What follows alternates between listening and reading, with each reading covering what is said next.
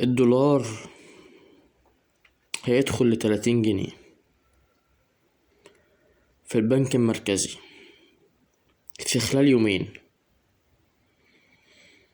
ده على حسب أوامر صندوق النقد الدولي. وفي السوق السوداء هيعدي 40 جنيه. وأصحاب المال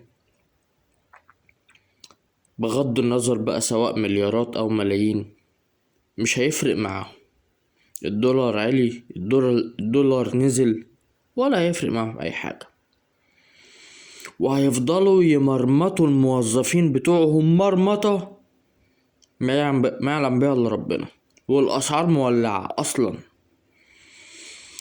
وطبعا التجار ما هيصدقوا يعلوا السعر بدل 500%، 700 و1000 واكتر من 1000%، والشعب المصري مش هيلاقي ياكل.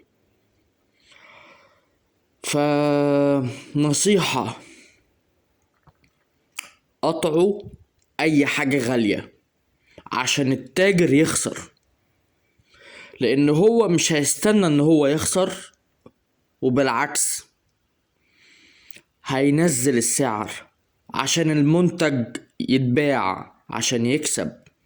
بدل ما يكسب بقى 1000%، بدل ما يكسب 500%، يكسب 300%، يكسب 200، يكسب 50%. هو المفروض اعلى مكسب للتاجر 30%، اكتر من 30% كده حرامي.